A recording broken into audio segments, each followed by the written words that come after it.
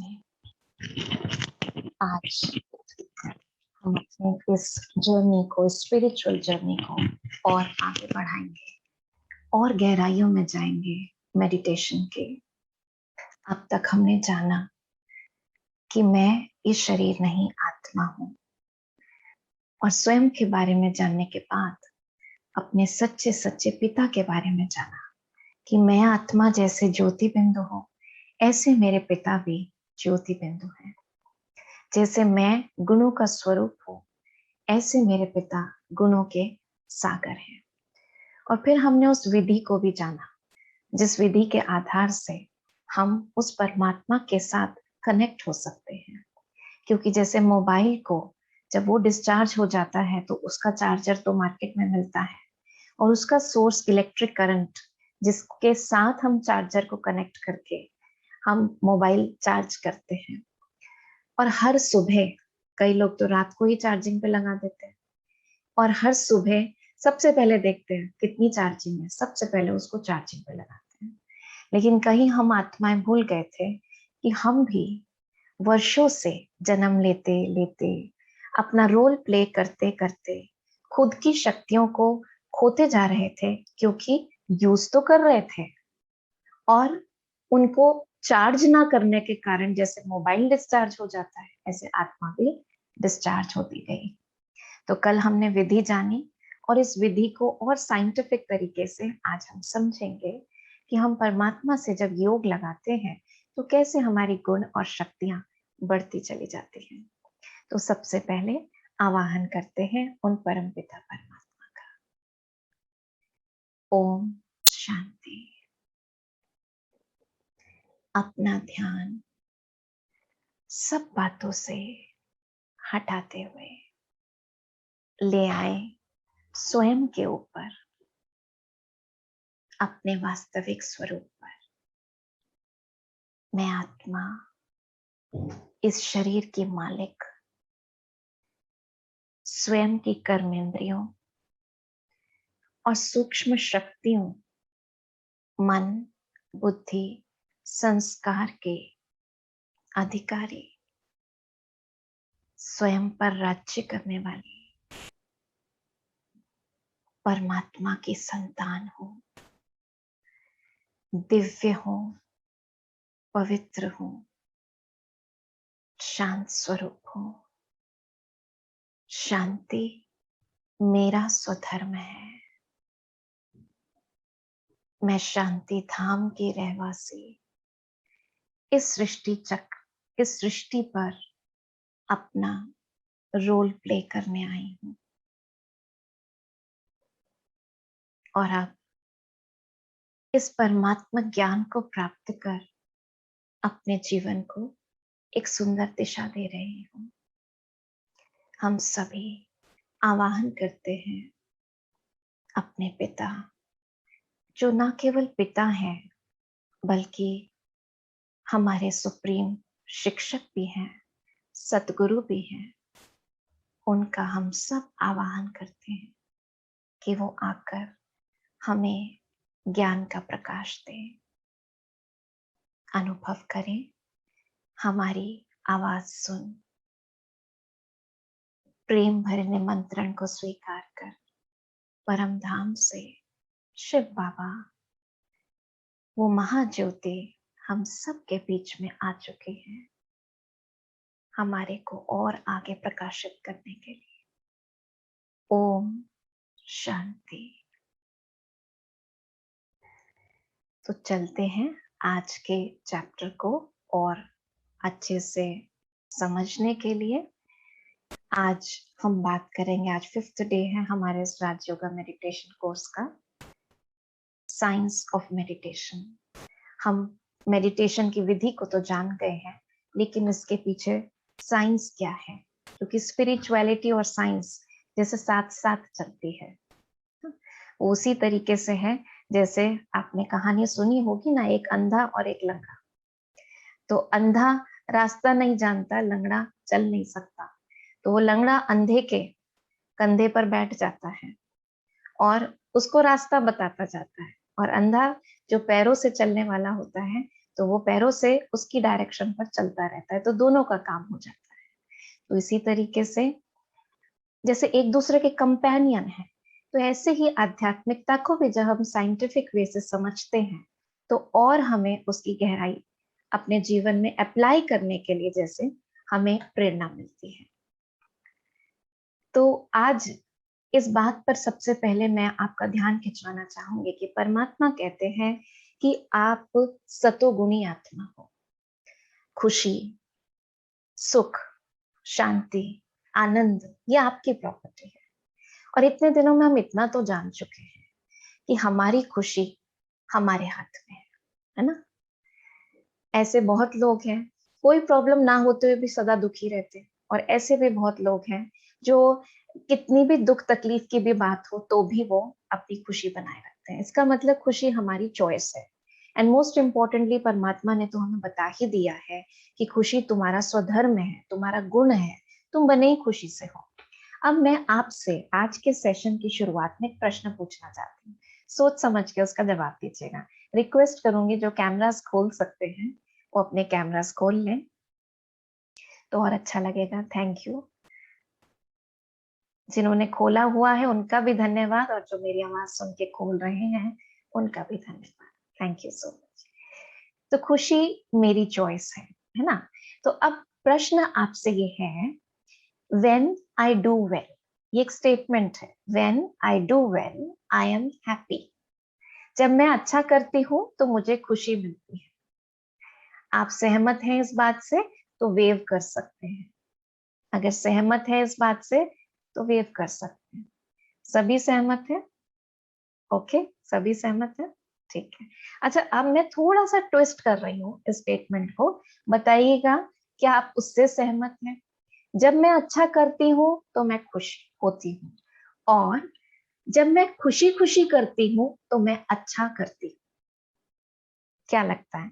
अब आप किसको वोट करेंगे, फर्स्ट और सेकंड? एक चूज करना, फर्स्ट और सेकंड। आप कहेंगे अदिति बहन आप जब भी कोई क्वेश्चन पूछते हो ना तो we have to go with the second only, second ही राइट होता है ना। ठीक है, चलिए, तो सेकंड है। अब इसको थोड़ा सा इंट्रोस्पेक्ट करते हैं, क्योंकि कईयों के मन में आ रहा होगा लेकिन खुश रहना हमेशा पॉसिबल है क्या? तो पॉसिबिलिटी तो हमने पहले ही कहा, कल्पना बहन कह रही नहीं भाई इतना इजी नहीं है खुश रहना। Yes, in today's time when the life is full of challenges, हर पल कुछ ना कुछ चैलेंज आ रहा है, संबंधों से चैलेंज आ रहा है, विश्व से चैलेंज आ रहा है, प्रोफेशन में चैलेंज आ रहा है, ऐसे में खुश रहना हर पल बहुत मुश्किल है। अभी थोड़ा सा इंट्रोस्पेक्ट करते हैं इस चीज को। जब मैं कहती हूँ कि मैं जब अच्छा करती हूँ तो मुझे खुशी मिलती है, गलत कोई है नहीं इसमें। बात तो सही है कि हम अपने लिए टारगेट्स रखते हैं। जब मैं ये चीज प्राप्त कर लूँ, एक छोटी सी बात है, मेरे बच्चे को मेडिकल में एडमिशन मिल जाए, बस मेरा तो जीवन सफल हो जाए। ये सोचना कुछ गलत तो नहीं है ना। हमने ऐसा अपना लक्ष्य रखा, बच्चे को हर फैसिलिटी प्रोवाइड कराई, बच्चे ने भी बहुत मेहनत करी और उसे मेडिकल में मिल भी गया। ओह, उस दिन तो हमारी खुशी का ठिकाना नहीं, क्योंकि जो हमने सोचा था वो हो गया, खुशी मुझे मिल गई। अब दिक्कत क्या आई कि उसके बाद एडमिशन जब मिला तो पता लगा कि हॉस्टल में तो जगह ही नहीं है। अब हॉस्टल में जगह नहीं है, हॉस्टल में ही मिलना चाहिए। अब मेरे लिए एक नया टारगेट हो गया, बस इसको हॉस्टल में जगह मिल जाए। मैं नहीं चाहती बच्चा बाहर रहे, हॉस्टल में जगह मिल जाए तो सिक्योर रहे। अब नया टारगेट, अब इसका स्ट्रेस चालू हो गया।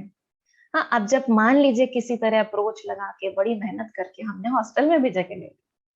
अब जब वो हॉस्टल में गया तो वहां से एक हफ्ते बाद ही बेटे का फोन आता है, मम्मी इससे तो मैं यहाँ नहा आता था तो ज्यादा अच्छा होता। मेरा जो रूममेट है ना वो बहुत तंग करता है, उसका मेरा नेचर बिल्कुल नहीं होता है, वो सारा टाइम मुझे फ्रस्ट्रेट करता है, मैं नहीं रह सकता हॉस्टल में, मुझे नहीं मेडिकल का। अरे बेटा, सारी जिंदगी जिसके लिए मेहनत करी तुझे मिल गया, अब तो एडजस्ट करना किसी तरह। मैंने कोशिश करी मम्मी, मैं नहीं कर सकता। अभी एक नया टारगेट हो गया, किसी तरह उसका रूममेट चेंज हो जाए। करते करते हमने हर दिन के साथ अपने टारगेट्स चेंज करे, प्राप्त भी किए, एडजस्टमेंट्स भी करी, खुशी भी मिली पल भर की। हाँ, अब वो डॉक्टर भी बन गया। बस उस दिन तो खुशी का ठिकाना नहीं कि जीवन सफल हो गया। फिर उसके बाद कोविड आ गया। तो जीवन तो सिचुएशन से भरा हुआ है। अब मैंने अब डॉक्टर बनाया था, मेरा बेटा डॉक्टर बनेगा, और अब तो ये तो मौत के मुंह में डालने वाली बात हो गई। हाँ, इसके सारा दिन ये कोविड पेशेंट्स के साथ रहे, मेरी खुशी फिर गायब हो गई। तो कहने का मतलब है, क्या हम अपनी खुशी को पोस्टपोन नहीं करे जा रहे, बार बार बार बार, ये मिले, ये होए, मुझे प्रमोशन मिले तो खुशी मिले, मेरी नई गाड़ी जिस दिन आ जाएगी तो खुशी मिलेगी, जिस दिन मैं अपने घर में शिफ्ट हो जाऊंगी उस दिन खुशी मिलेगी, और जिस दिन ये बीमारी दूर हो जाएगी उस दिन खुशी मिलेगी। मतलब खुशी को मैंने एक डेस्टिनेशन दे दिया कि तब मुझे खुशी मिलेगी, तब तक मैं क्या हूँ, इसका मतलब मेरी जो जर्नी है अपनी डेस्टिनेशन, अपने लक्ष्य तक जाने की, वो स्ट्रेसफुल है, वो स्ट्रेसफुल है। और स्ट्रेस में जब मुझे, मान लीजिए अगर मुझे अपने सफर पर जाना है और मुझे अपनी डेस्टिनेशन, जो मेरी मंजिल है, जो मेरा गोल है, उसको प्राप्त करने के लिए मेरे में एनर्जी ज्यादा होनी चाहिए, या मैं स्ट्रेसफुल रह के ज्यादा अच्छे से कर सकती हूँ? लेकिन वास्तव में तो स्ट्रेस ही होता है ना। और हम दूसरी स्टेटमेंट को देखें, जब मैं खुशी खुशी करती हूँ तो मैं अच्छा करती, मेरा मन पहले से ही खुश है, रिलैक्स्ड है। तो जिस खुशी को प्राप्त करने के लिए कर रही थी वो बात नहीं है, खुशी तो पहले से ही है। लेकिन खुशी खुशी जब हम करते हैं तो चांसेस ज्यादा हैं कि मैं अच्छा ही करूंगी ना। तो ये सिर्फ देखने का एक दृष्टिकोण है। अगर मेरे पास पहले से ही खुशी है, अब ये लेकिन मेरे ऊपर है कि मैं उसमें अच्छाई देख पाती हूँ, क्योंकि it all depends on where I choose to pay attention to. मैं अपनी अटेंशन किधर लेकर जाती हूँ, इस पे आपको, जैसे ये बात लिखी हुई है, मैंने पहले भी आपके साथ शेयर करी थी, wherever my attention goes energy flows, and wherever my energy flows life flows. किसी भी सिचुएशन में मैं क्या देखती हूँ, किस बात पर अटेंशन देती हूँ, उस पर निर्भर करता है कि मेरा उस पल का एक्सपीरियंस कैसा होगा। हाँ, एक छोटी सा उदाहरण आपके सामने रखती हूँ। एक लेडी थी, वो अपने घर की सफाई कर रही थी। आई होप मैंने ये पहले नहीं बताया, क्योंकि एक दिन में कई बार इतनी क्लासेस होती हैं तो मुझे भी नहीं ध्यान रहता। मैंने आई होप मैंने शायद ये नहीं शेयर किया आपके साथ। तो एक लेडी थी, वो अपने घर की सफाई कर रही थी। तो सफाई करते वक्त आज हाउस हेल्प भी नहीं आई थी, शाम को मेहमान आने थे, और वो अपने मन ही मन में परेशान हो रही थी, इतना बड़ा घर है, अब इसकी सफाई करो, सारा सारा चमकाओ, शाम को गेस्ट आने, इतने सारे लोगों का, इतने सारे फैमिली मेंबर्स का आज गेट टुगेदर है, मेरे ही घर आना था, और मेरे को ही अब सबका खाना भी बनाना है, ऊपर से आज कितने सारे बिल्स पे करने हैं, उसकी जिम्मेदारी भी मेरी है, सारा काम मैं ही करूं, लगी रहूं बस काम वाली की तरह। जिंदगी मेरी ये बन गई है, पता नहीं कब चैन मिलेगा इस जिंदगी में, लगे रहो सुबह से रात तक काम करते रहो, कोई क्रेडिट देने वाला भी नहीं। और ऐसे ऐसे वो बुड़बुड़ाई जा रही थी, और अपने आप को बहुत ऐसा फील कर रही थी कि मेरे से ज्यादा बदकिस्मत तो कोई है ही नहीं। तो इतने में जब वो टेबल साफ कर रही थी तो उसको दिखा कि उसकी बेटी का होमवर्क रखा हुआ था, नोटबुक खुले हुए थी।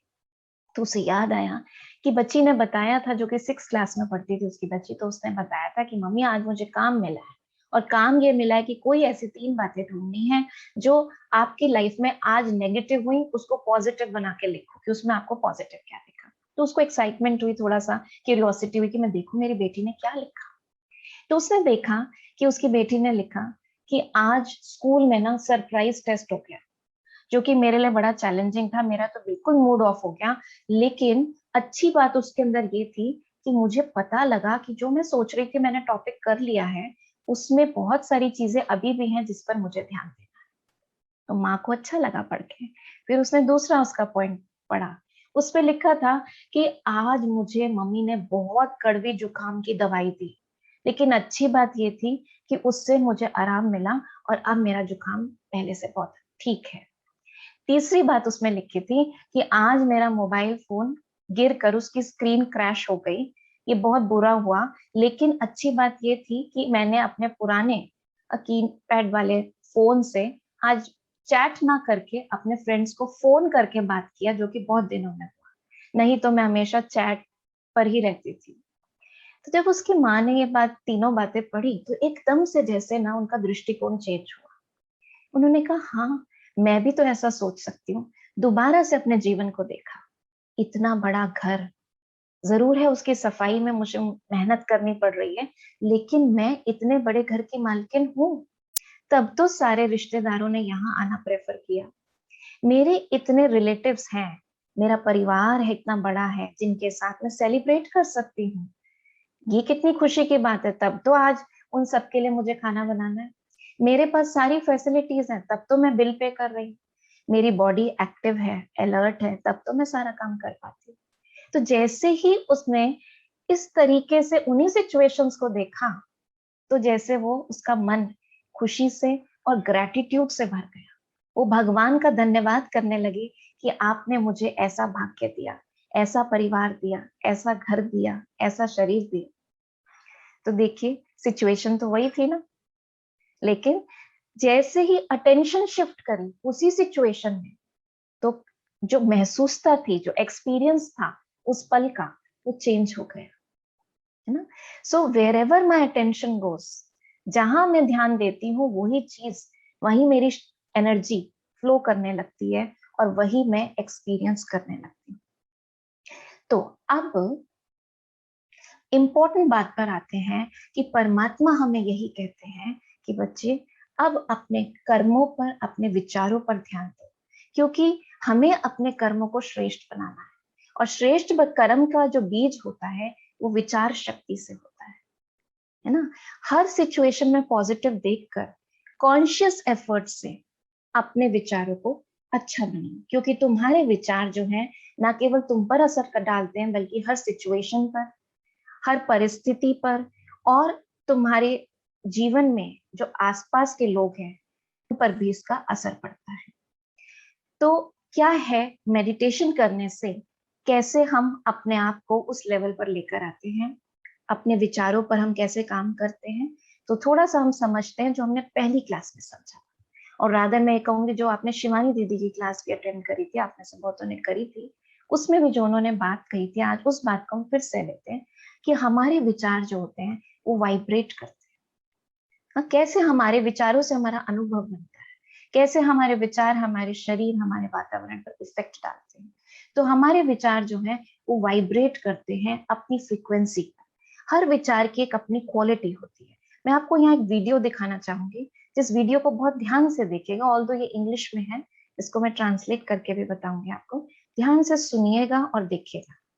Is energy. Everything we can see, hear, touch, taste, and smell is made of different wavelengths vibrating at different frequencies. Our brain is like a translator that has the ability to interpret these frequencies into what we perceive to be our physical reality. So we interpret an energy cluster as a chair or a tree or another person. We perceive them as physical or solid, but break them down to their smallest particles and they're all just energy. There are non-physical energies as well, of course. Our thoughts, for example, are just different vibrations. Every time you think a thought, you send out that thought's specific vibration. If a thought makes you feel good, if it's a positive thought, it's vibrating at a higher frequency. If a thought makes you feel bad, if it's a negative thought, it's vibrating at a lower frequency. So, I hate you has a much lower frequency than I love you, for example. The more focus you give to a thought, the more thoughts of the same vibration will join it. This So very important information that we get from this video कि जैसे हम जो विचार उत्पन्न करते हैं, उन विचारों की अपनी एक फ्रीक्वेंसी होती है जिस पर वो वाइब्रेट करते हैं। जैसे एग्जाम्पल लेके बताया कि आई हेट यू, इसकी जो फ्रीक्वेंसी है वो बहुत लो है, लो फ्रीक्वेंसी पे वाइब्रेट करता है। और लास्ट सेंटेंस क्या था कि जैसी फ्रीक्वेंसी होती है वो वैसी फ्रीक्वेंसीज की और एनर्जीज को अट्रैक्ट करता है। हाँ, तो जैसे मान लीजिए मैं किसी के बारे में सोचती हूँ ये व्यक्ति बहुत खराब है, हाँ I really hate that person, तो रिजेक्शन की, हेट की एनर्जी मैंने वाइब्रेट करी, तो क्या होगा वातावरण में जो इस तरह की और एनर्जी होगी लो फ्रीक्वेंसी वाली। तो लो फ्रीक्वेंसी वाली एनर्जीज कौन सी होती है? उदासी की, सैडनेस की, गुस्से की, जेलसी की, डिप्रेशन की, फ्रस्ट्रेशन की। तो धीरे धीरे क्या होगा, मुझे और बातें कनेक्ट होती चली जाएंगी, उस तरह की एनर्जीज कनेक्ट होती चली जाएंगी, and I will start feeling low, I will start feeling anxious, stressed, frustrated, depressed.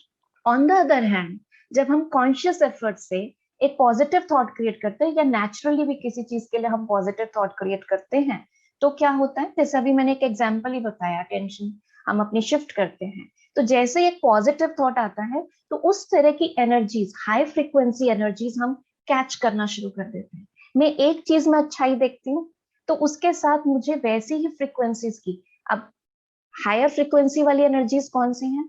Happiness, peace, power, love, knowledge, मैं ऐसी फ्रीक्वेंसीज को कैच करने लगती हूँ और मेरे अंदर ऑटोमेटिकली वो डाउनलोड होने लगती है या आने लगती है।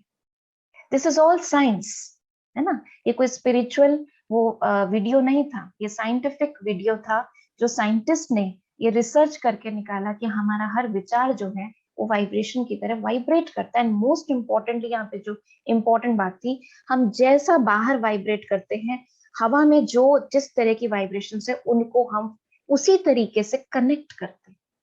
तो अगर मैं किसी के भी प्रति या स्वयं के प्रति, अपने भाग्य के प्रति, अपने सिचुएशन के प्रति, अपने बच्चे के प्रति, अपने पड़ोसी के प्रति, किसी के भी प्रति कुछ भी नेगेटिव क्रिएट करती हूँ, कुछ भी नेगेटिव थॉट क्रिएट करती हूँ, तो दो बातें होती हैं।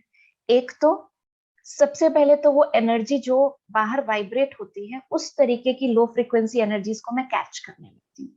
दूसरी बात क्या होती है कि मैं जिस व्यक्ति के लिए वो थॉट क्रिएट कर रही हूँ, वो व्यक्ति भी उस एनर्जी को कैच करने लगता है। यस, कैच करने लगता है। उसके ऊपर एक साइंटिफिक स्टडी मैं आपको बताऊंगी। Positive thoughts have high frequency, negative thoughts have low frequency. जैसे उस दिन शिवानी दीदी भी बता रहे थे आपको कि हमें क्या करना है, हमें कॉन्शियस एफर्ट से लो फ्रीक्वेंसी से अपने को हाई फ्रीक्वेंसी पर लेकर जाना है, राइट। तो अब उसके लिए क्या करते हैं हम? Meditation. Meditation is consciously choosing to think spiritual और एलिवेटेड थॉट्स। हम अपने अंदर चेक करते हैं, मैं उसकी विधि भी आज के सेशन में आपको बताऊंगी। हम अपने अंदर चेक करते हैं, जाकर अपने को ही पढ़ते हैं, अपने को ही देखते हैं, मेरे किस तरह के विचार चल रहे हैं। और ज्ञान के आधार से मुझे समझ में आता है कि अच्छा, ये विचार जो है ये कौन सी वाली क्वालिटी के विचार हैं, ये मेरे ऊपर क्या प्रभाव डाल रहे हैं। तो हम उसको चेक करके चूज करते हैं सम एलिवेटेड स्पिरिचुअल थॉट्स जो मुझे हाई फ्रीक्वेंसी पर लेकर चले और मैं उस तरह की एनर्जी को अट्रैक्ट करने लगूं। And that is how I can change the experience of every moment. किसी भी पल के अनुभव को मैं चेंज कर सकती हूँ मेडिटेशन के द्वारा। मेडिटेशन है ही ये, सबसे पहले खुद से कनेक्ट हूं। मैं आत्मा हूं, उसकी ओरिजिनल क्वालिटीज को इमर्ज करना, मैं कैसी वाली आत्मा हूं।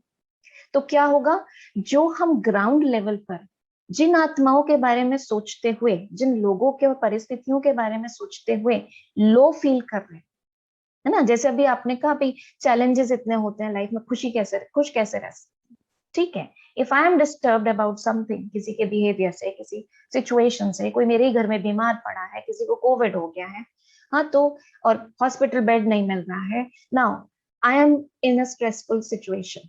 अब क्या होगा, इफ आई कंटिन्यू, मैं कंटिन्यूअसली ऐसे नेगेटिव थॉट्स क्रिएट करूंगी, तो मैं और ऐसे ऐसे लोगों से मिलूंगी जो मेरे अंदर डर और बिठा देंगे, जो मेरी हेल्प ना करके और मेरे को एंग्शियस कर देंगे। लेकिन अगर 1 मिनट मैं अपने ऊपर ध्यान देकर कि सिचुएशन को तो मैं नहीं चेंज कर सकती, एटलीस्ट मैं खुद को तो पावरफुल बनाऊं, खुद को तो मैं लो एनर्जी की तरफ नहीं अट्रैक्ट करूं, तो मैं खुद को जब स्पिरिचुअल एलिवेटेड थॉट्स क्रिएट करती हूँ, भगवान मेरा साथी है, मेरा कल्याण होना ही है, अकल्याण नहीं हो सकता, वो 1000 भुजाओं वाला पिता मेरा पिता है, मेरा रक्षक है, मैं सेफ हूँ, सिक्योर्ड हूँ। जब हम ऐसे स्पिरिचुअल एलिवेटेड थॉट्स क्रिएट करते हैं, मतलब आप सचमुच में अनुभव करके देखिएगा, इसको सिर्फ बोलना नहीं, मन से निश्चय कर कर, जितना फेथ होगा, देखो फेथ बहुत इंपॉर्टेंट चीज है इसमें, निश्चय बहुत इंपॉर्टेंट चीज है। जब निश्चय से ऐसे एलिवेटेड थॉट्स क्रिएट करते हैं, हम उस तरह की एनर्जीज अट्रैक्ट करने लगते हैं। और ना केवल हम अपने मन का संतुलन बनाते हैं, पावरफुल फील करते हैं, हम ऐसे लोगों को भी रिसीव, उनके फोन कॉल्स या उनकी हेल्प अनुभव करने लगते हैं जो हमें उस सिचुएशन से निकालने में हेल्प करती है, क्योंकि हम कनेक्ट हो गए उन एनर्जीज से जिनके पास सोल्यूशन है। जब तक हम प्रॉब्लम पर फोकस कर रहे थे, तो प्रॉब्लम देने वाले लोग आत्माओं से ही कनेक्ट हो पा रहे थे।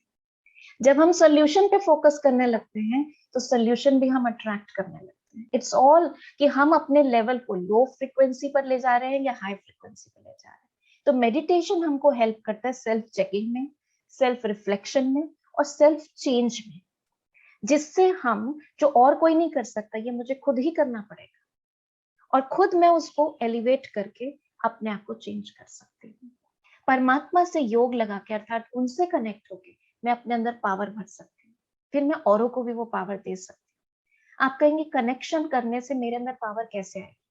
अब मैं आपके को इसके लिए एक साइंटिफिक स्टडी और बताती हूँ।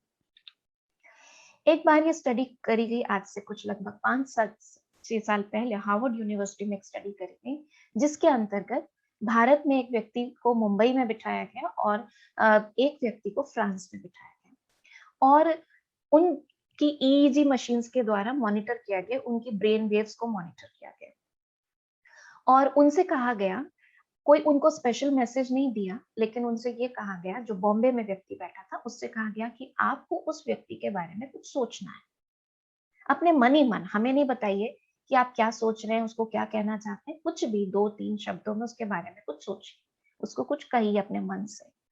और फिर उन्होंने मॉनिटर किया कि जब, जैसे कि आपको पता है, जो भी हम थॉट क्रिएट करते हैं उसके कॉरेस्पॉन्डिंग वाइब्रेशंस होती हैं, वो वाइब्रेशंस ईईजी के थ्रू कंप्यूटर पे देखी गई, स्क्रीन पर देखी गई कि उसका पैटर्न क्या बनता है। क्योंकि आप थॉट्स तो नहीं समझ सकते कि उस व्यक्ति के क्या हैं, लेकिन उस पैटर्न से पता लग जाता है कि थॉट किस तरीके का है।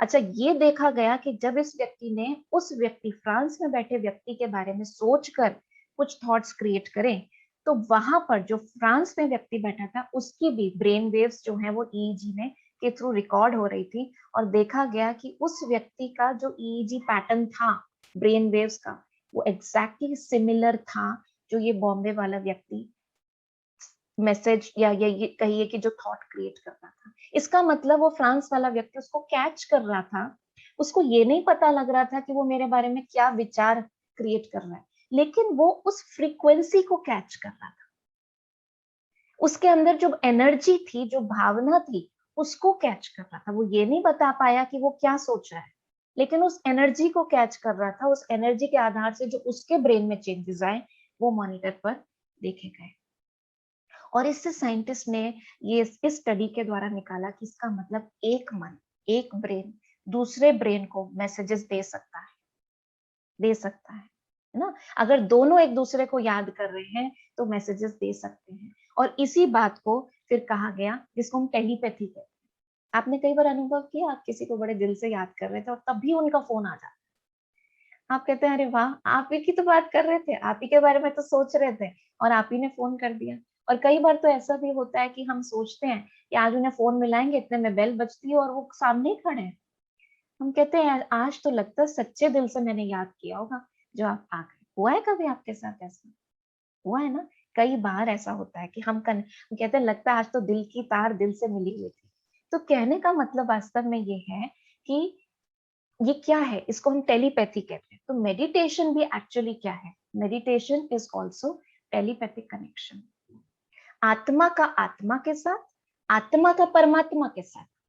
अब इस स्टडी के थ्रू एक बहुत इंपॉर्टेंट बात समझने की जो आती है, जो इसके रिजल्ट से हम उसको परिणाम दे सकते हैं या समझ सकते हैं कि आज अगर मैं किसी व्यक्ति के बारे में कुछ उल्टा सीधा सोचती हूँ, कुछ बुरा सोचती हूँ, उसके व्यवहार को लेकर, उस कुछ भी उसकी कोई क्वालिटीज को लेकर कि वो ऐसा है, ऐसा है, इसका मतलब मेरे से जो तरंगे निकल रही हैं, जो एनर्जी निकल रही है, ऑब्वियसली वो कैसी होगी?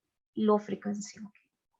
अब वो सामने वाला व्यक्ति, चाहे वो दुनिया के किसी भी कोने में है, जब मुंबई से फ्रांस तक पहुंच सकती है वाइब्रेशंस, तो कहीं भी पहुंच सकती है ना? और जो एक ही घर में रह रहे हैं, कोई दूरी की बात नहीं है ना? कई बार ऐसा होता है कि यहाँ से फोन मिलाओ, लंदन लग जाता है 1 सेकंड में। कई बार घर ही घर में, कई बार हो जाता है कि कनेक्ट नहीं हो रही है लाइन, होता है ना कि लाइन बिजी है या ऐसा है। तो दूरी की बात नहीं है, फ्रीक्वेंसी की बात है कि आपकी कितनी स्ट्रॉन्ग फ्रीक्वेंसी है। तो जिस एनर्जी से, जो एनर्जी होगी आपके थॉट की, वो एनर्जी दूसरी आत्मा जिसके बारे में आप सोच रहे हैं वो कैच करेगी। उसको ये नहीं पता लगेगा कि आप उसके बारे में क्या सोच रहे हैं, लेकिन अगर लो फ्रीक्वेंसी थॉट है तो उसको लो फ्रीक्वेंसी फीलिंग आएगी, आपके थ्रू रिसीव होगी, और उसका मन भी जैसे आपके प्रति थोड़ा सा, से कहते हैं नेगेटिविटी को, आपसे नेगेटिविटी ले रहा है। इसी तरह इसके ऑपोजिट अगर हम चाहें, मान लीजिए हमारा कोई संबंध थोड़ा सा खराब है और हम उसको ठीक करना चाहते हैं, अगर हम निरंतर उस आत्मा के प्रति पॉजिटिव सोचते रहे, तो भी चाहे उन्हें ये नहीं पता लगेगा हम उनके बारे में पॉजिटिव सोच रहे हैं या क्या सोच रहे हैं, लेकिन हमसे जो हाई फ्रिक्वेंसी एनर्जी जाएगी वो भी वो आत्मा रिसीव करेगी, और उसको धीरे धीरे कुछ हमारे से अच्छा महसूस होने लगेगा। क्या अच्छा महसूस होगा वो जरूरी नहीं है, बट उन्हें अच्छा लगने लगेगा और धीरे धीरे उनके मन में भी परिवर्तन आना शुरू हो जाएगा। अच्छा, अब इससे जो इम्पोर्टेंट बात है समझने की, कि वी कांट अफोर्ड हम किसी के भी बारे में मन ही मन सोचते रहते हैं।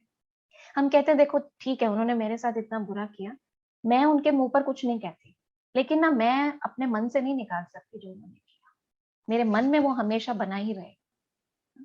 तो अभी देखो, आप निरंतर उनके बारे में जो नेगेटिव सोचते हो, इसीलिए कई बार कहते सालों हो गए लेकिन मेरा रिलेशन ना बस ऊपर से ही है, मन से तो मन फटा हुआ है, जैसे दूध फट जाता है ऐसे मेरा मन फटा हुआ है। हम कई बार इस तरह की बातें भी कह देते हैं कि वो नहीं जुड़ सकता अब दोबारा से, लेकिन आप जो ये निरंतर इस तरह से सोच रहे हैं वही तो जुड़ने नहीं दे रहा, क्योंकि आपसे जो नेगेटिविटी जा रही है वो रिसीव कर रहे हैं, उनसे जो नेगेटिविटी आ रही है आप रिसीव कर रहे हैं, क्योंकि जो वो रिसीव करेंगे फिर वो भी उसी तरीके का संकल्प करेंगे आपके प्रति। तो ये एक जैसे एक साइकिल सी बन जाती है। उस साइकिल को किसने ब्रेक करना है? हम में से किसी एक को ब्रेक करना है। जिसने ज्ञान लिया, जिसको समझ आई, वो ही ब्रेक कर सकता है ना इस साइकिल को। तो हम इस साइकिल को शुभ भावना से ब्रेक कर सकते हैं। दूसरी बात मैं यहाँ पर ये इंपॉर्टेंस देना चाहूंगी, परमात्मा कहते हैं इस समय देह, देह के संबंध, इन सबको छोड़ मुझको याद करो, मैं जो हूं जैसा हूं मुझको याद करो। तो ऐसा परमात्मा क्यों कहते हैं, क्यों शिव बाबा कहते हैं? क्योंकि इस समय सब पूरे विश्व में जो आत्माएं हैं वो मोस्ट 99.9% आत्माएं, या इससे भी ज्यादा ही कहूं तो सब लो फ्रीक्वेंसी पर उनके थॉट्स वाइब्रेट कर, हर कोई किसी ना किसी तनाव में, स्ट्रेस में, चैलेंज को झेलता हुआ दुखी, परेशान है या नहीं है?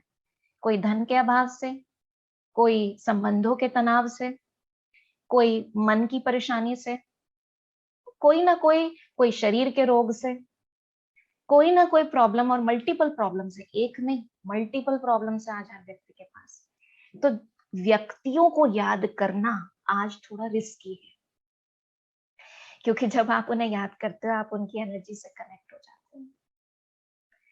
तो कई बार ऐसा होता है आपके साथ, आप ठीक होते हो लेकिन किसी के बारे में सोचने लगते हो, थोड़ी देर में आप ऐसे ही कहते हो कि शायद पता नहीं ऐसा लो लो सा फील हो रहा है। क्यों? क्योंकि हो सकता है वो सामने वाला व्यक्ति जिसके बारे में आप सोच रहे हो वो लो फील कर रहा था, और आपने जब उनके बारे में सोचना शुरू किया तो आपने उनकी एनर्जी कैच करनी शुरू कर दी और आप भी लो हो गए। इसलिए आज हम अफोर्ड नहीं कर सकते ज्यादा लोगों के बारे में सोचना, और अगर सोचना भी है तो किस आधार से सोचना है? पहले मैं स्वयं से कनेक्ट हूँ, फिर मैं परमात्मा से कनेक्ट हूँ, क्योंकि गॉड ही है, भगवान ही वो शक्ति है जो एवर ऑलवेज हाई फ्रीक्वेंसी पर रहते हैं, वो लो पर आते ही नहीं। भगवान कभी उदास होते ही नहीं, भगवान 0.0001% भी कभी लो नहीं होते, हमेशा हाईएस्ट फ्रीक्वेंसी। तो क्यों परमात्मा हमको ये शिक्षा देते हैं मुझे याद करो? इसलिए नहीं कि भगवान अपनी महिमा कराना चाहते हैं, इसलिए क्योंकि उन्हें पता है मुझसे जुड़ोगे तो ऑटोमेटिकली हाई फ्रीक्वेंसी पे तुम चले जाओगे, और फिर जब उनसे कनेक्ट होके हम शक्तिशाली बनेंगे, फिर हम किसी भी आत्मा को शक्ति दे सकते हैं। फिर हम जब किसी के बारे में भी अच्छा सोचेंगे तो हम उस शक्ति को उनके पास वाइब्रेट कर सकते हैं, उनके पास सेंड कर सकते हैं, अपने रिश्तों को मधुर बना सकते हैं, किसी बीमार आत्मा को भी उसकी हीलिंग में हेल्प कर सकते हैं, उसको हीलिंग वाइब्रेशंस दे सकते हैं, जो शक्ति हम चाहें परमात्मा से लेकर उनको दे सकते हैं। तो पहले किसको याद करना है? उसको, फिर बाकी आत्माओं को। किस आधार से? कि ये सब आत्माएं भगवान के बच्चे हैं। तो आपका मोड चेंज हो जाएगा, आपका रिलेशन चेंज हो जाएगा। ठीक है, तो अब इसके लिए स्टेप्स क्या हैं? भगवान से जब हम जुड़ते हैं तो हमारे अंदर, जैसे ही मैं सोचती हूँ मैं शांत स्वरूप आत्मा हूँ, शांति मेरा स्वधर्म है, मैं शांति के सागर की संतान हूँ।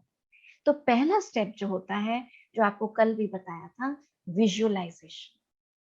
संकल्पों को क्रिएट करते हुए कॉन्शियस एफर्ट से, जैसा भी कहा ना, meditation is consciously creating spiritual elevated thoughts.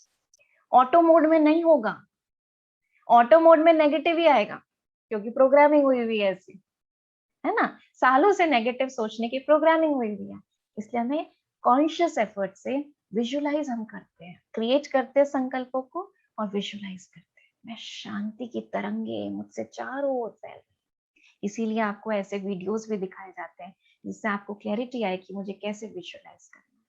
Visualisation से क्या होता है, बुद्धि भटकती नहीं, हमारी बुद्धि और मन दोनों एकाग्र होते हैं। इसीलिए मेडिटेशन से हमारी कॉन्सेंट्रेशन पावर बढ़ती है। मन एक शक्ति है, बुद्धि दूसरी शक्ति है। मन है संकल्प रचने की शक्ति और बुद्धि है विजुअलाइज और महसूस करने की शक्ति। जब ये दोनों इकट्ठे काम करते हैं, जो मैं संकल्प क्रिएट कर रही हूँ उसे ही विजुअलाइज कर रही हूँ, उसे ही फील कर रही हूँ, तो उसको कहते हैं एकाग्र स्थिति। मन भी बिजी है, बुद्धि भी बिजी है, तो भटकने के चांसेस नहीं है। तो पहला स्टेप है विजुअलाइज करना। दूसरा है विजुअलाइज करते करते उसे रियलाइज करना। जैसे कल हमने एक एक्सपेरिमेंट किया, फ्रिज से हमने नींबू लिया, उसको काटा, आपने विजुअलाइज किया, फिर हमने उसको अपनी जीभ पर 2 बूंद टपकाए, तो हमने रियलाइज किया उसके खट्टेपन को, और फिर क्या हुआ, आपके मुंह में एक्चुअल में पानी आने लगा, एक्चुअल में पानी आने लगा।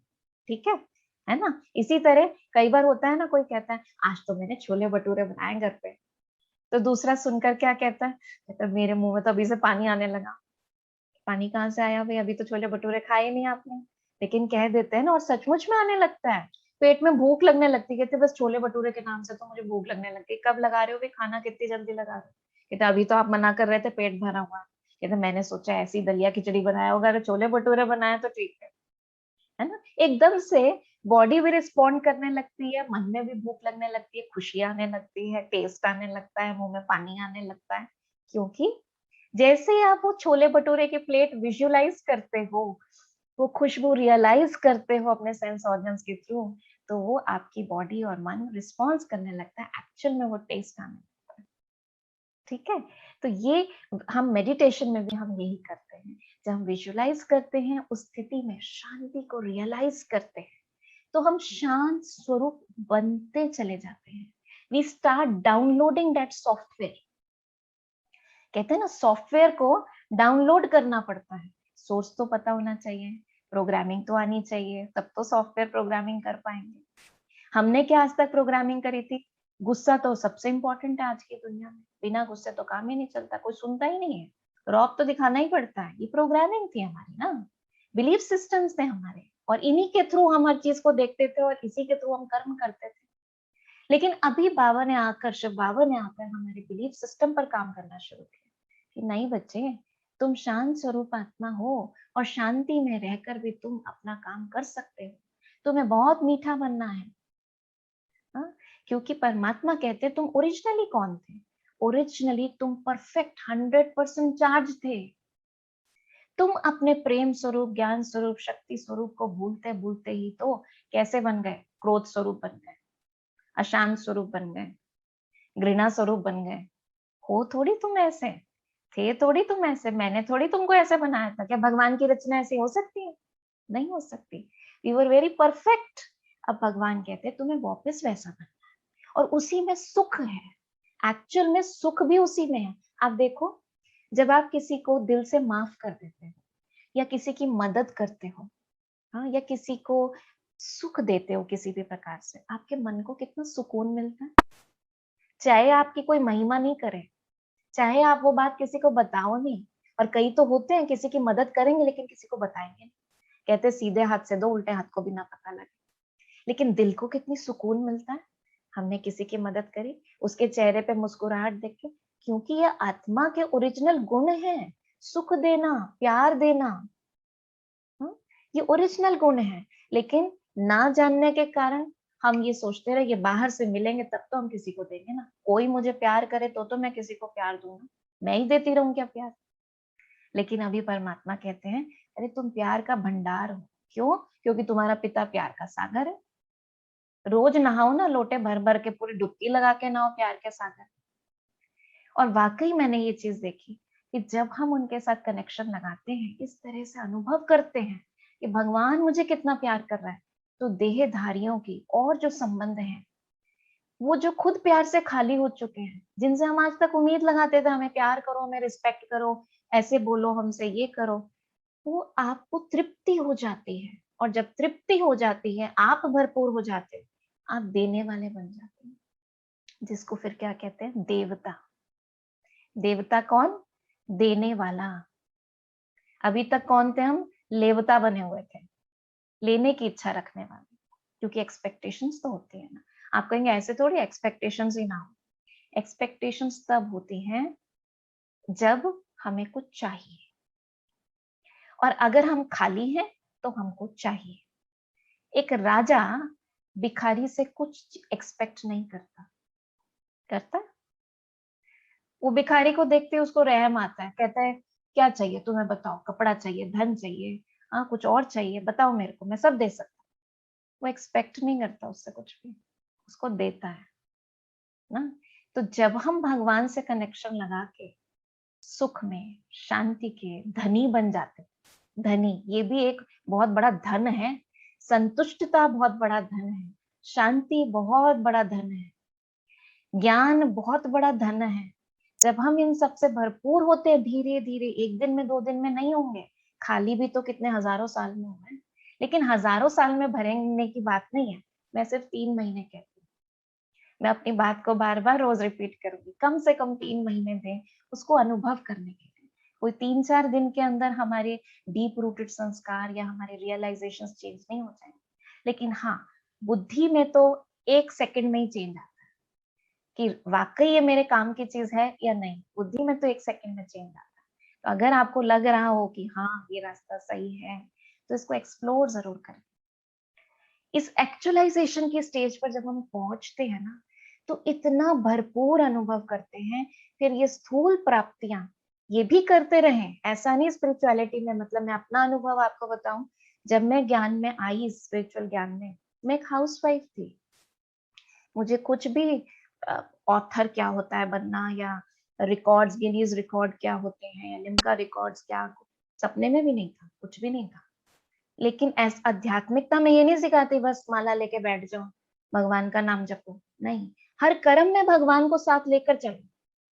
हमेशा शुभ संकल्प करो, अपने बारे में भी, अपने प्रोफेशन के बारे में भी, अपने परिवार के बारे में भी, अपने संबंधों के भी बारे में, शुभ होता चला जाएगा। और मैंने यही देखा कि जहां मैं अपने आप को सोचती थी कि मैं तो कुछ नहीं कर सकती, आंतरिक शक्तियां बढ़ती गई, बढ़ती गई, बढ़ती गई। मैं विजुअलाइज करती गई, रियलाइज करती गई, और वो एक्चुअलाइज होता चला गया।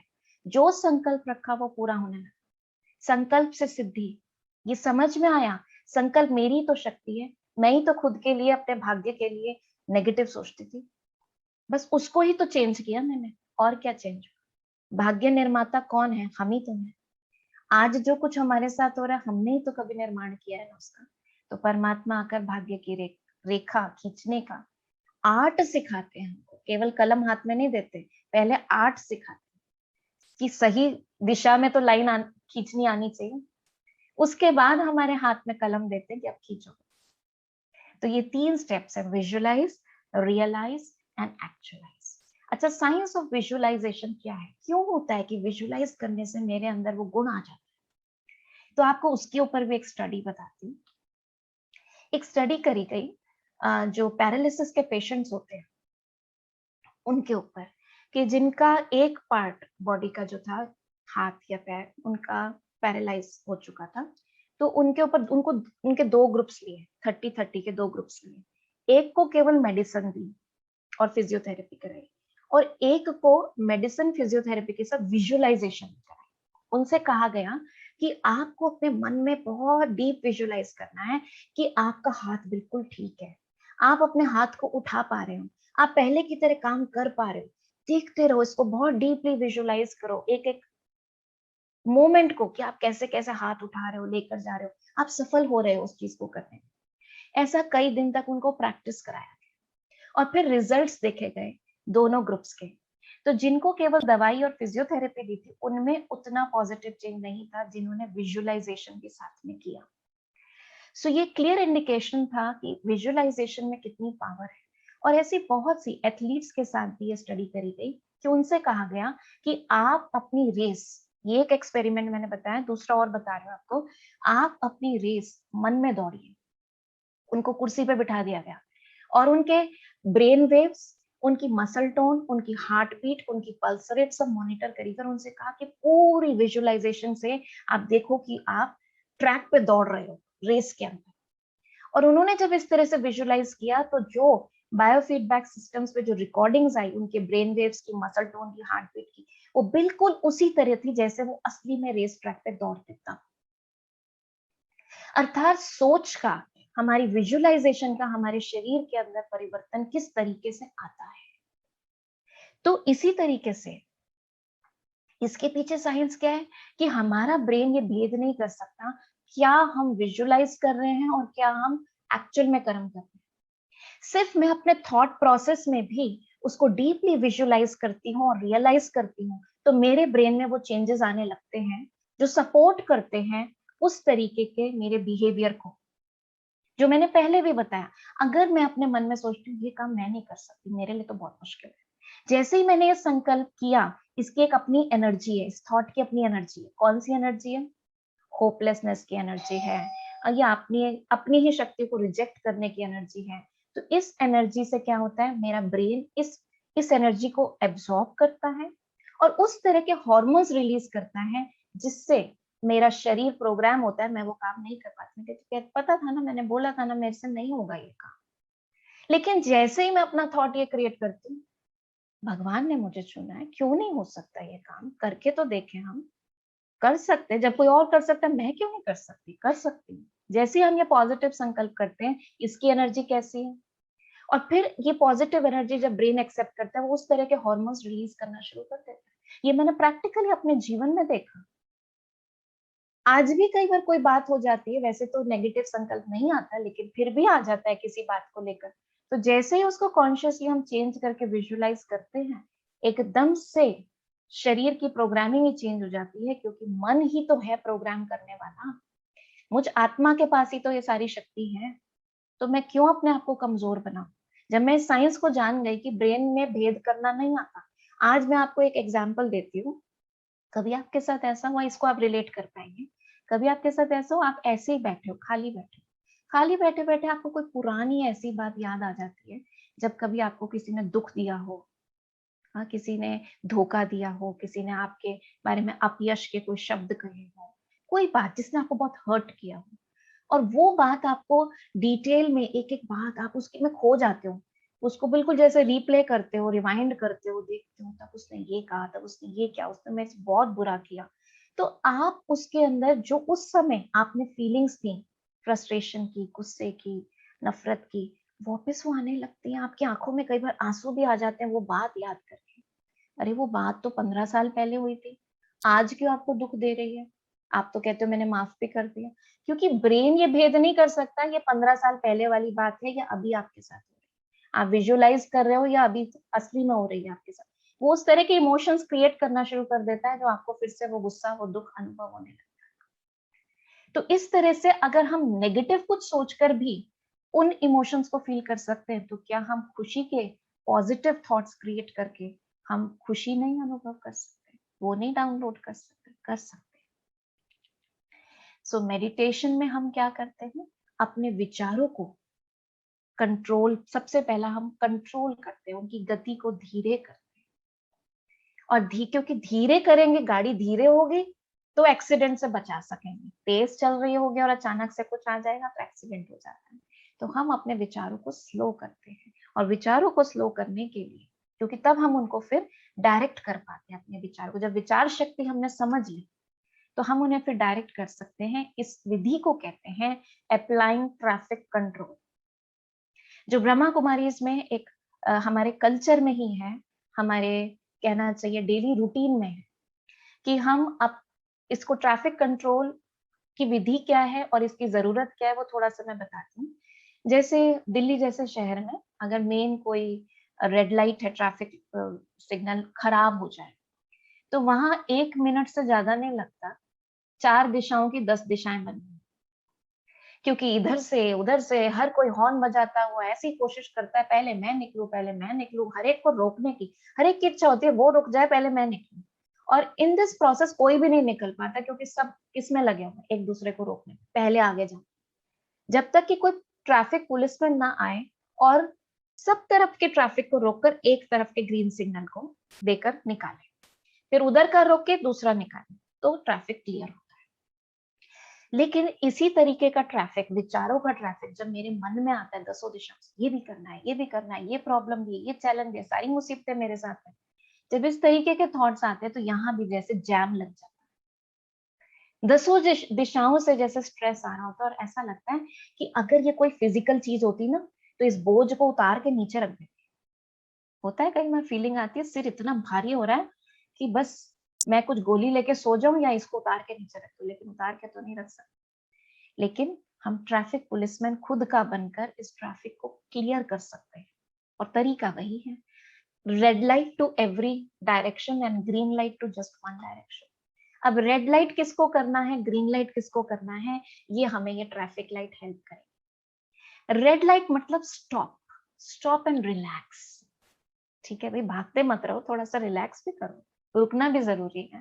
हाँ? कुछ साल पहले ट्रैफिक लाइट पे, रेड लाइट पे रिलैक्स लिखा हुआ होता था, अभी तो स्टॉप भी लिखा होता है। तो इसका मतलब क्या है, ये पहला स्टेप है। रेड लाइट आपको याद दिलाएगा, stop seeing what you are seeing outside. ना परिस्थिति को देखो, ना लोगों को देखो, किसी चीज को नहीं देखो, अंदर चले जाओ, स्टॉप एंड गो इनसाइड। ये पहला स्टेप, अंदर चले जाओ। अंदर कैसे जाते, मतलब खुद के बारे में सोचो। फिर येलो लाइट, रिफ्लेक्ट, लिख सकते हैं आप इन इंपॉर्टेंट पॉइंट्स को। रिफ्लेक्ट, रिफ्लेक्ट में 3 स्टेप्स होते हैं, चेक, चूज, चेंज।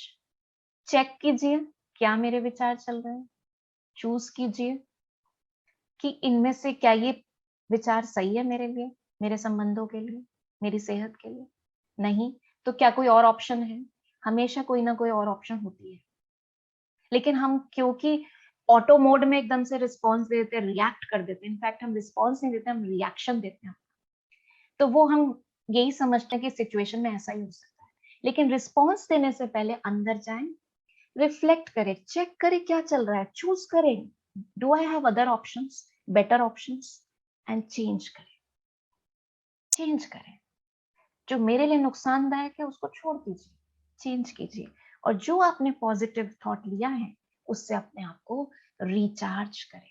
जैसे ही आप वो थॉट क्रिएट करना शुरू करेंगे, आप रिचार्ज होना शुरू हो जाएंगे। सो रिलैक्स, रिफ्लेक्ट, रिचार्ज, ये ट्रैफिक लाइट के 3 स्टेप्स आपको हेल्प करेंगे अपने ट्रैफिक को कंट्रोल करने। लेकिन कब, कब इसकी प्रैक्टिस पहले से करनी, ऐसा नहीं कि जब एक्सीडेंट होने वाला हो तब हम सोचें, नहीं सामने वाला बोल रहा है, फिर हम सोचें 1 मिनट, 1 मिनट जरा मुझे रिलैक्स होने दो, बैठकर अंदर जाएंगे, कुछ नहीं चलेगा दिमाग में उस टाइम। इसलिए मेडिटेशन, पहले मैं कहूंगी मेडिटेशन मन की प्रयोगशाला है। मन में हम प्रयोग करते हैं इस ज्ञान का, जो हम ज्ञान लेते हैं उसका हम मन में एक्सपेरिमेंट करते हैं। इसलिए हम अकेले में बैठकर पहले उस स्टेज को लेकर आते हैं, मैं शांत स्वरूप, प्रेम स्वरूप, उसका अनुभव करते हैं। फिर जब डेली लाइफ में सिचुएशंस आती है ना, तो हमारे लिए तब इजी हो जाता है करना, क्योंकि हमने पहले से किया हुआ है। उसी तरीके से जैसे अभी मैंने स्टेप बताया कि हमने पहले से विजुअलाइज किया हुआ, हमने पहले से रियलाइज किया हुआ, एक्चुअलाइज किया हुआ, तो वो एक्चुअल स्टेट आनी इजी हो जाती है। अगर सीधा ही हम परिस्थिति के टाइम मेडिटेशन करने की कोशिश करेंगे तो बुद्धि नहीं एकाग्र होगी, क्योंकि इतने वेस्ट नेगेटिव थॉट्स आ रहे हैं, उस टाइम नहीं कर पाएंगे। पहले से प्रैक्टिस करनी पड़ेगी, तो प्रैक्टिस करने के बाद जब सिचुएशंस आएंगी तब तब आप कर पाएंगे, तब आप कंट्रोल कर पाएंगे, क्योंकि कंट्रोल करने की आदत होगी। इसलिए ब्रह्मा कुमारीज में हम इस ट्रैफिक कंट्रोल को बहुत एक नियम की तरह यूज करते हैं। हर घंटे के बाद एक म्यूजिक बजता है, इसकी एक ऐप भी है जो आज आपके ग्रुप में हम पोस्ट कर देंगे। एंड्रॉयड यूजर्स के लिए और दूसरे यूजर्स के लिए, आईफोन यूजर्स के लिए अलग अलग 2 तरह से हैं। आप जैसा भी आपका गैजेट हो उसके हिसाब से आप उसको डाउनलोड कर लीजिएगा। तो इसके अंदर क्या होता है कि हर 1 घंटे के बाद 1 मिनट का गीत बजता है, ऑटोमेटिक अलार्म लगा हुआ है।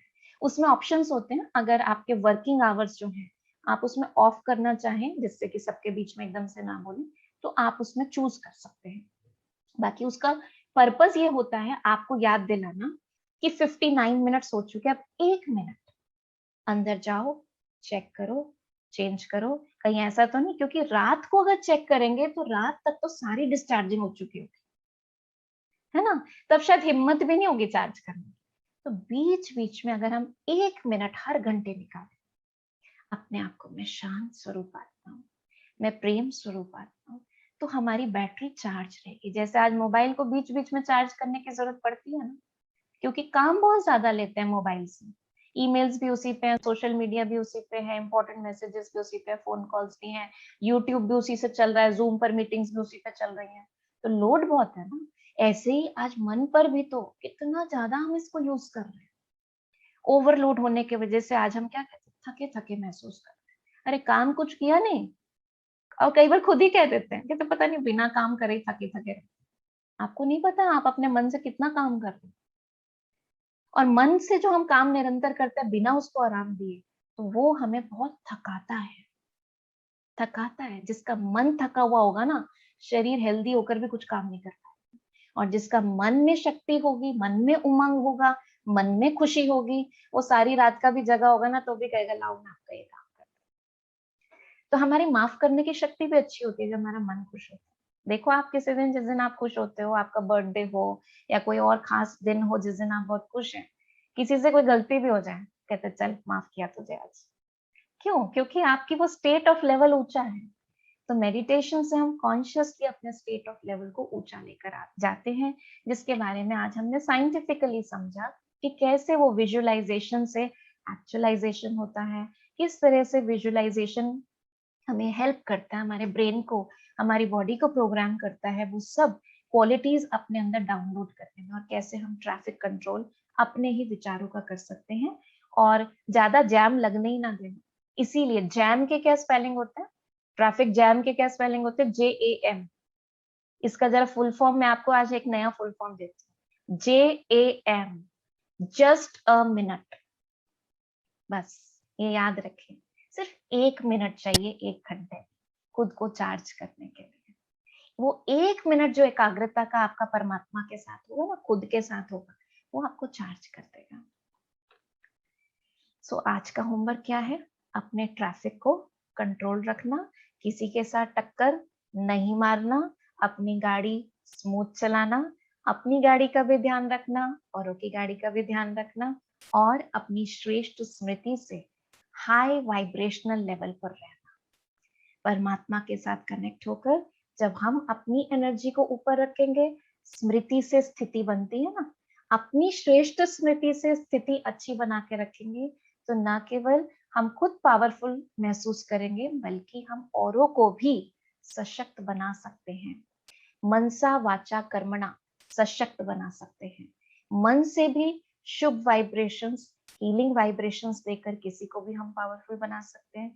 बोल से भी, हमारे बोल भी ऐसे बहुत, हमारे बोल जो हैं वो सुखद हो, किसी को सुख देने वाले हो। आज मैं आपको एक बात कहूँ, आज हर आत्मा परेशान है, चाहे वो आपके घर में रहने वाली है, बाहर रहने वाली है। सबसे बड़ा पुण्य, किसी को खाना खिलाने से भी ज़्यादा बड़ा पुण्य, खाना तो पच जाएगा उसका थोड़ी देर में, फिर भूख लग जाएगी।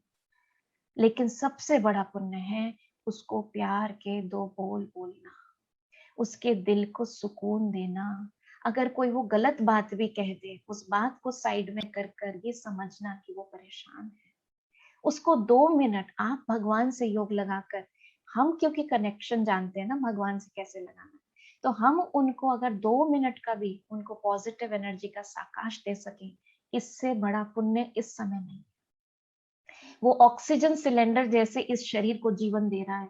आपका पॉजिटिव साकाश, साकाश होता है पॉजिटिव वाइब्रेशंस, उन उस आत्मा को जीवन देगी। और किसी को जीवन देना, किसी को खुशी पल भर की भी देना, इससे बड़ा पुण्य आज नहीं है। आज क्योंकि अशांति बहुत है, क्या मैं शांत स्वरूप आत्मा बन के शिव बाबा से कनेक्ट होकर किसी को शांति के 2 पल दे सकती हूँ? किसी को सिर्फ प्यार का मरहम का हाथ रखकर उसको थोड़ा रिलैक्सेशन दे सकते हैं, तो ये बहुत बड़ा पुण्य है। इस बात का हम ध्यान रखें, क्योंकि आत्माएं परेशान हैं और हम सोचे कैसे बोलती हैं, कैसे करती हैं, क्या वही दुखी हैं? अब आप दुखी नहीं हो सकते, क्योंकि आपको पता है आप आत्मा कौन हो, खुश स्वरूप, सुख स्वरूप, सुख के सागर की संतान। ठीक है, तो आपको तो डाउनलोड करना आता है ना, सुख कैसे डाउनलोड करते हैं। एक संकल्प अपना अच्छा करो, बस पल में चेंज, हाई वाइब्रेशनल लेवल, और सब कुछ चेंज हो जाएगा। हाँ जी प्रियंका बहन, कोई प्रश्न है आपका?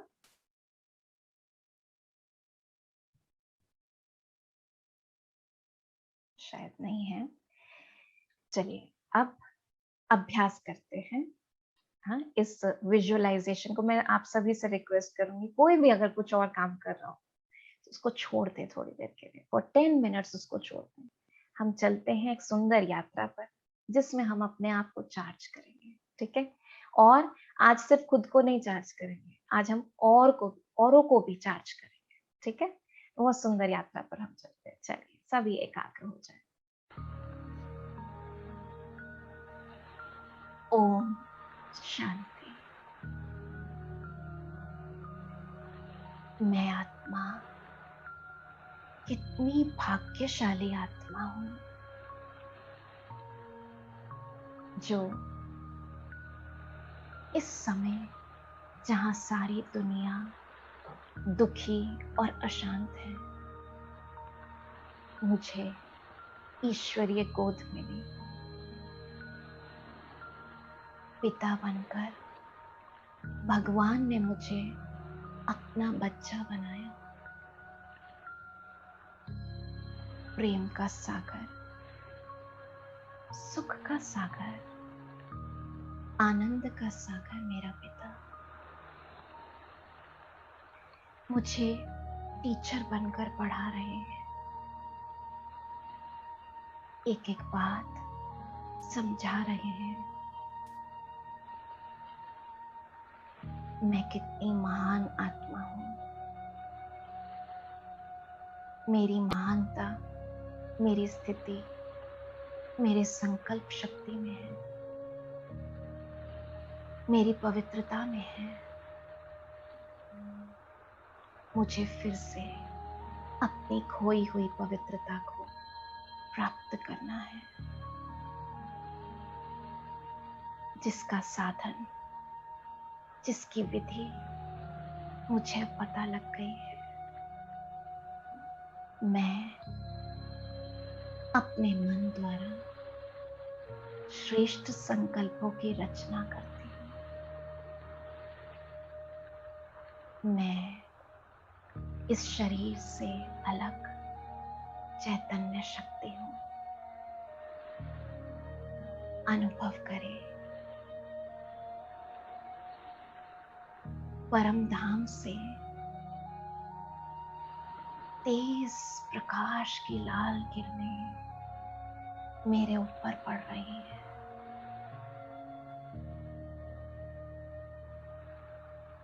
और मैं आत्मा, मन और बुद्धि के बल से इस 5 तत्वों के शरीर को यहीं छोड़ उड़ चली आजाद पंछी की तरह ऊपर इस 5 तत्वों की दुनिया के पार, चांद तारागण से भी पार, दूर लाल प्रकाश की दुनिया में, जो मेरा वास्तविक घर है, जहां से मैं आत्मा सृष्टि पर पाठ बजाने गई थी और अपने घर को ही भूल गई थी, अपने पिता को भूल गई थी। अब परमात्मा ने आकर ज्ञान का तीसरा नेत्र दे मुझे मेरा घर दिखाया है, जहां मैं मन बुद्धि से कभी भी पहुंच सकती हूँ। इस शांति धाम की शांति को महसूस कर सकते हैं। अनुभव करें लाल प्रकाश की दुनिया, सुनहरा लाल प्रकाश जिसमें चमकते हुए ज्ञान सूर्य शिव बाबा अपनी शक्तिशाली किरणों को सूर्य की भांति बिखेरते हुए शोभायमान है। मैं आत्मा ज्योति बिंदु शिव बाबा के बिल्कुल समीप पहुंच जाती हूँ। विजुलाइज करें मैं सितारा रूप आत्मा शिव बाबा के किरणों के नीचे उन किरणों के झरने में स्नान कर रही हूँ। ये पवित्र किरणें मुझ आत्मा के मन में कोई भी प्रकार की बातों का मैल है उसको धो रही है। मेरा मन साफ होता जा रहा है। मेरी बुद्धि स्वच्छ हो रही है। इसमें सिर्फ ईश्वरीय ज्ञान रतन है। इन पवित्र किरणों से मुझ आत्मा की चमक और बढ़ती जा रही है और परमात्मा शक्तियों की लेजर लाइट मुझ में पेनिट्रेट कर जैसे रूहानी इंजेक्शन लगा रही है। मुझ आत्मा को शक्तियों का इंजेक्शन, जिससे मैं आत्मा सर्व शक्तियों को अपने अंदर महसूस कर रही हूँ। इन शक्तिशाली किरणों को अपने अंदर धारण कर परमात्मा शिव के साथ मैं परम धाम से नीचे की ओर आ रही हूँ। इस साकारी सृष्टि के ऊपर मैं अपना लाइट का शरीर फरिश्ते जैसा स्वरूप धारण करते हुए अनुभव करें परमात्मा किरणें निरंतर मुझ पर पड़ रही हैं और मुझसे ये किरणें निकल पवित्रता की किरणें, शांति की किरणें पूरे विश्व पर जा रही हैं। पूरा विश्व इस समय तमो प्रधानता की चरम सीमा को अनुभव कर रहा है। बीमारी के जर्म्स न केवल शरीर को रोगी बनाए हैं बल्कि आत्माएं भी रोगी बन गई हैं। मैं परमात्मा से पवित्रता की किरणें ले, शक्तियों की किरणें ले पूरे विश्व की आत्माओं को दे रही हूं,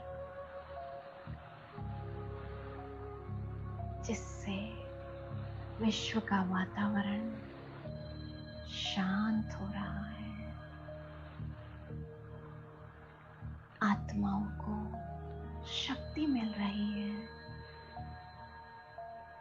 खास अपने घर के ऊपर एक बहुत सुंदर गोल घेरे के रूप में परमात्मा छत्र छाया को इमर्ज कर दे। शिव बाबा की छत्र छाया लाइट के रूप में जैसे छतरी के फॉर्म में मेरे घर के ऊपर, और इस छत्र छाया के अंदर हर आत्मा सुरक्षित है।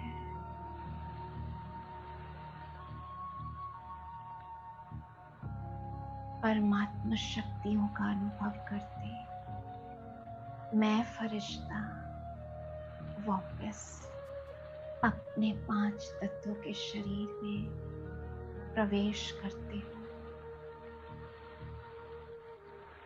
और संपूर्ण परमात्मा शक्तियों को मैं ज्योति बिंदु आत्मा अपने संपूर्ण शरीर में प्रवाहित कर रही हूँ। मेरे शरीर का इम्यूनिटी लेवल बढ़ता जा रहा है क्योंकि परमात्मा शक्ति से भरपूर है। मेरे मन का हर संकल्प श्रेष्ठ है। मेरी बुद्धि स्वच्छ और स्थिर है। मेरे संस्कार दैवी संस्कार है, दातापन के संस्कार है। मुझे किसी से कुछ नहीं चाहिए। ईश्वर मेरा साथी है, मेरा पिता है, मुझे भरपूर कर रहे हैं और उन शक्तियों से मैं सबको भरपूर करने वाली निमित्त आत्मा हूँ। थैंक यू बाबा, मेरे मीठे शिव बाबा, आपने मेरे जीवन को इस ज्ञान द्वारा, सुंदर योग द्वारा कितना बदल दिया। जहां मेरी सोच बदली वहां मेरा जीवन बदल गया। थैंक यू बाबा, मेरे जीवन में आने के लिए, मुझे सशक्त बनाने के लिए। ओम शांति शांति शांति।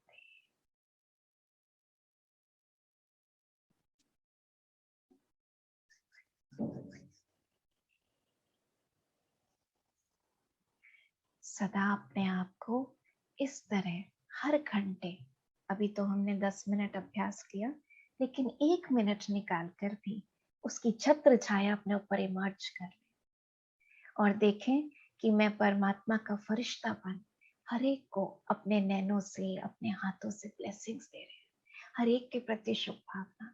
आप देखिएगा आपके चारों तरफ इतनी सुंदर एनर्जी हर एक को महसूस होगी, आपको महसूस होगी। तो इस परमात्मा छत्र छाया की आज हर आत्मा को आवश्यकता है, तो हम भी उसको अपने चारों तरफ बनाए रखें, जिसके लिए वो ट्रैफिक कंट्रोल ऐप जो है आपको याद दिलाता रहेगा कि समय आ गया, टाइम टू रिमेम्बर बाबा। मेरे प्यारे शिव बाबा जो मुझे हर पल सुरक्षित रखते हैं। ठीक है, ओम शांति। कल मिलेंगे हम राजयोग के द्वारा हमको कौन सी शक्तियां मिलती हैं, कौन कौन सी शक्तियां हमारे अंदर बढ़ती हैं, उन शक्तियों के बारे में जानेंगे। ओम शांति।